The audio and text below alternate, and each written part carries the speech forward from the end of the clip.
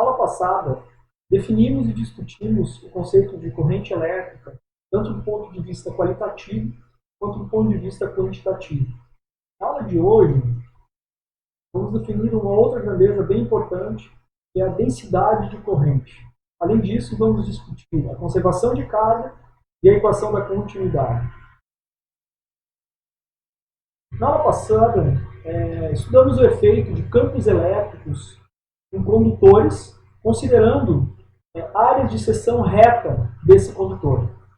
Com isso, definimos o conceito de corrente elétrica e fizemos uma discussão qualitativa do que é essa corrente elétrica. Na aula de hoje, vamos considerar, ao invés de uma seção reta, uma área de seção reta, vamos considerar uma seção oblíqua de orientação qualquer, como ilustrado na figura aqui na transparência. Com área infinitesimal dA, sendo esse versor M o versor que indica a direção do elemento de área dA. Considerando esse condutor e essa seção oblíqua, o elemento de corrente DI que atravessa este elemento dA pode ser descrito pelo fluxo de um vetor J através do elemento de área dA. Pode ser definido a partir desta equação aqui, a partir do produto escalar entre o vetor J e o versor N, que indica a direção do elemento de área dA. O vetor J, então, vai ser definido como a densidade de corrente que está associado ao elemento de corrente DI. Basicamente, esse vetor densidade de corrente ele irá expressar a corrente por unidade de área, cujo módulo está representado nesta equação aqui. A unidade no Sistema Internacional da densidade de corrente será, portanto, o ampere por metro quadrado. Além disso, podemos definir também e representar a densidade de corrente em termos da velocidade de arraste, que é a velocidade constante após uma corrente elétrica ser estabelecida em um material condutor. Então, vamos considerar um pedaço de material condutor aqui. Temos um campo elétrico aplicado da esquerda para a direita.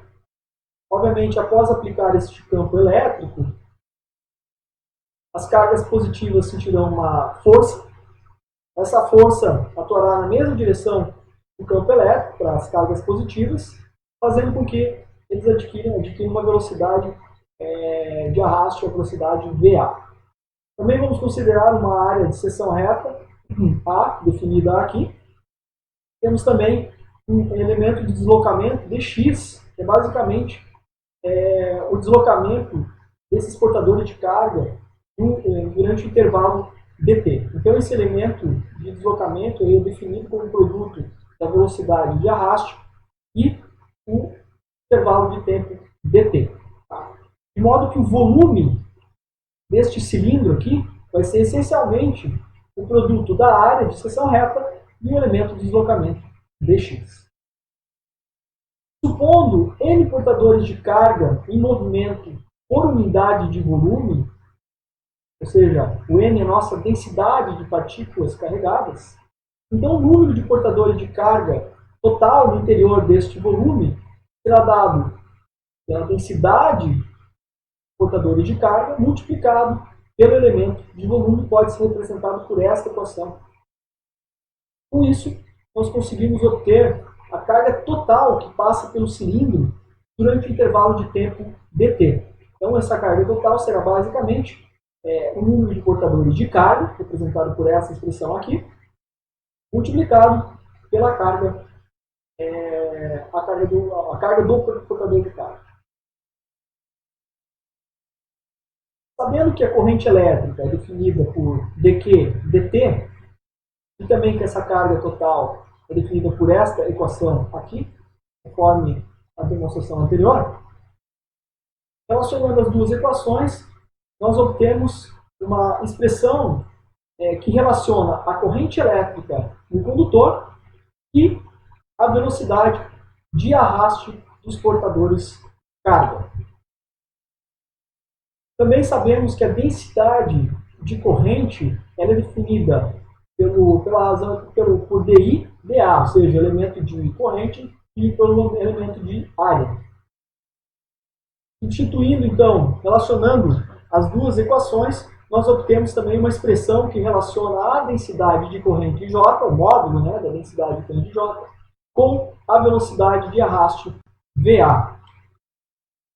Assim, o vetor de densidade de corrente ele pode ser escrito por esta equação aqui. Ó. Notem que esta equação, então, ela relaciona o vetor J com o vetor velocidade de arraste dos portadores de carga.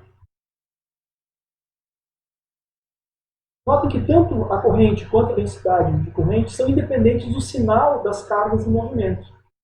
Tá? Ou seja, se a carga considerada eventualmente for negativa, então a velocidade de arraste terá sentido oposto ao do campo elétrico.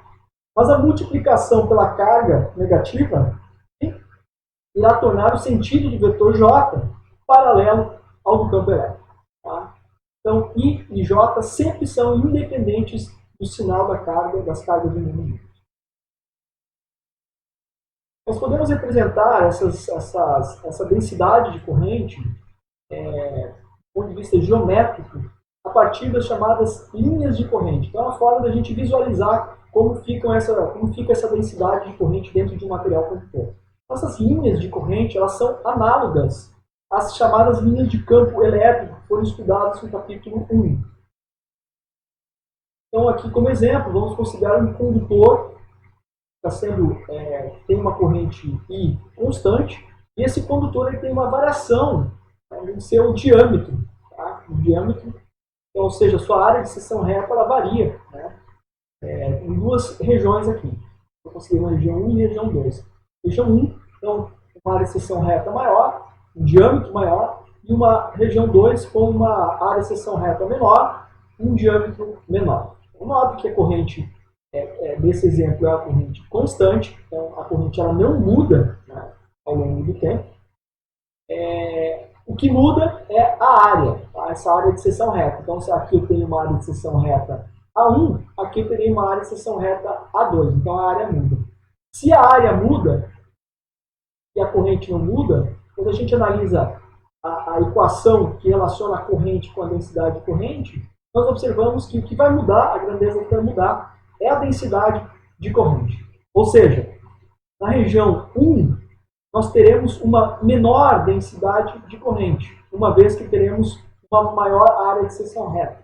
Já aqui, na região 2, nós teremos uma maior densidade de corrente, já que nós teremos uma menor área de seção reta. Notem que o que ocorre é que há um aumento na densidade de linhas de corrente aqui, na região 2, quando comparada com a região 1. Então essa é uma forma de a gente visualizar essa densidade de corrente aí dentro do material condutor. Então é uma análise essencialmente qualitativa. A carga elétrica está sujeita a uma lei de conservação. Basicamente, nos diz que a soma algébrica das cargas de um sistema fechado é constante. Assim, a corrente também deve possuir uma lei análoga, uma vez que a corrente não é nada mais nada menos do que o movimento dessas cargas dentro de um material condutor. Então, essa lei análoga ela vai ser representada essencialmente pela equação da continuidade. Tratando, então, para deduzir essa equação da continuidade, nós vamos considerar um volume arbitrário, tá? Um volume V arbitrário, limitado por uma superfície S, tá? Cuja direção e sentido são indicados pelo versor N, tá? Então, apontando para fora, sempre para fora desse volume. Sabemos aqui que a corrente está relacionada com a densidade de corrente a partir dessa expressão e que a corrente também pode ser definida como dQ dt. Assim, a quantidade de carga que sai deste volume fechado durante o intervalo de tempo dt pode ser representado por menos dQ dt, a taxa de variação da carga no tempo, sinal negativo é porque a carga está deixando este volume, igual ao fluxo de corrente através deste mesmo volume. Tá? Então essa expressão aqui, ela basicamente expressa a conservação da carga elétrica num volume arbitrário. Tá? Então ela relaciona a taxa de variação da carga no tempo com o fluxo de corrente através dessa superfície fechada. Sabendo que a carga total é igual à integral da densidade de corrente nesse volume, dividindo-se ambos os lados dessa expressão por menos dt, nós encontramos a equação 2. Igualando então as equações 1 e 2, nós obtemos esta expressão. Assim, uma corrente elétrica que não varia com o tempo, ela é dita estacionária. Nesse caso, a densidade local de carga Rho num condutor, ela é constante.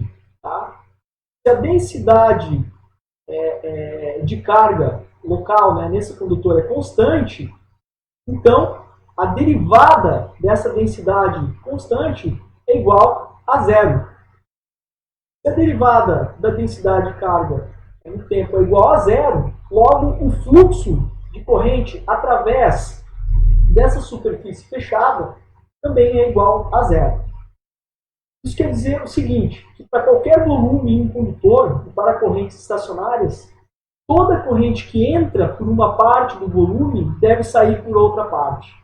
Ou seja, as linhas de corrente são fechadas e devem começar e terminar no infinito. Tá? Então, com o volume fechado, com a superfície fechada, tá? O fluxo vai ser sempre igual a zero, o fluxo de corrente vai ser sempre igual a zero nessas condições. Ou seja, não há fontes e nem sorvedouros de carga. Esse, essencialmente, vai ser o princípio de uma das leis de Kirchhoff, conhecida como lei dos nós, que nós veremos mais adiante no curso. Na próxima aula, veremos outras grandezas importantes, outros conceitos importantes desse capítulo, como, por exemplo, a resistência e a resistividade.